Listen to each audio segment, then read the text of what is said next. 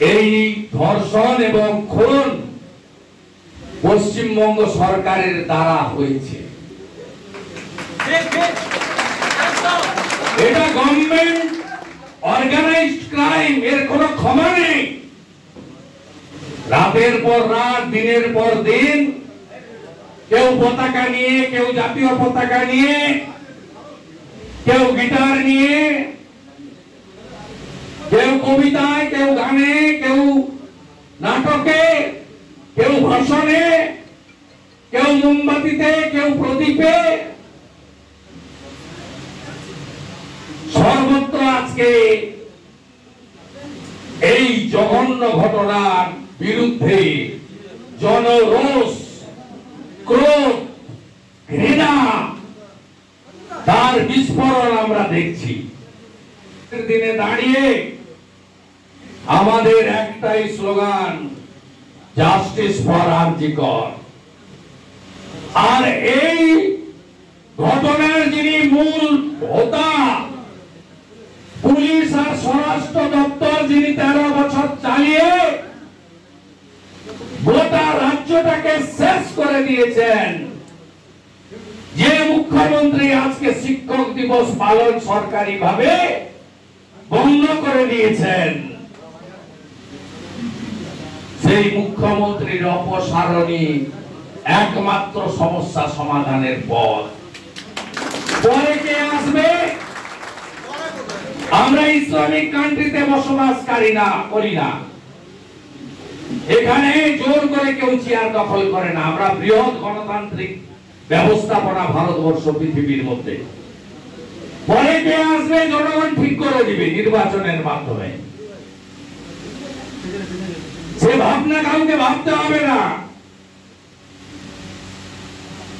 কিন্তু ইনাকে যেতে হবে। Step down CM. সময়টা গোটা রাজ্যের শিক্ষা ব্যবস্থা আছে ধ্বংস হয়ে গেছে, ধ্বংস করে নিয়েছে মমতা বন্দ্যোপাধ্যায় তার সরকার। তাই এই শিক্ষা ব্যবস্থাকে বাঁচাতে গেলে আমাদের হাতে মাত্র 15-16 মাস আছে। শপথ নিতে হবে, উড়িষ্যা পারলে বাংলাকেও পারতে হবে। আমরা এদের বদলাবো, শিক্ষা ব্যবস্থার পরিবর্তন আমরা করব। মাস্টারমশাইদের কাজ মিড ডে মিলের হিসাব, জ্বালানির হিসাব করা নয়। মাস্টারমশাইদের কাজ স্বামী বিবেকানন্দ বলে গেছেন, অন্তর্নিহিত লুক্কায়িত প্রতিভাকে বিকশিত করা, জ্ঞানার্জনকে সম্পূর্ণ করা, একটা শিশু তার কৈশোর জীবনে তাকে উপযুক্ত এবং পরিপূর্ণ মানুষ হিসেবে গড়ে তোলা, এটাই হবে শিক্ষার একমাত্র মাধ্যম। 10 বছর মমতা ব্যানার্জি সব স্কুলের ম্যানেজিং কমিটি তুলে দিয়ে 4 পাস 3 পাস, পঞ্চায়েতের 100 দিনের টাকা চোর, গরু পাচারকারী, বালির গাড়ি থেকে টাকা তোলে, আলুর গাড়ি উড়িষ্যা পাঠায় গাড়ি প্রতি 50,000 নিয়ে, তাদেরকে সব স্কুলগুলোতে বসিয়েছেন স্টেট গভর্নমেন্টের নমিনি করে। অধঃপতন ওইখানেই শুরু। মমতা ব্যানার্জি শেষ করেছেন একটার পর একটা প্রজন্মকে। উপযুক্ত শিক্ষা, শিক্ষান্তে কর্মসংস্থান, চাকরি আছে 2 কোটি বেকার, 51টা কর্মবিনিয়োগ কেন্দ্রের তালা, এমপ্লয়মেন্ট ব্যাংক বন্ধ, লাস্ট স্কুল সার্ভিস কমিশনের নোটিফিকেশন 2013, লাস্ট পাবলিক সার্ভিস কমিশনের নোটিফিকেশন 2017, ক্যাজুয়াল, কন্ট্রাকচুয়াল, রাজ্য শেষ। এই হচ্ছে দেউলিয়া মমতা ব্যানার্জির সরকার। দাঁড়াতে হবে, রাজি তো? Do or die. আর একটা কথা বলবো, হিন্দুদের জন্য শেষ নির্বাচন 26।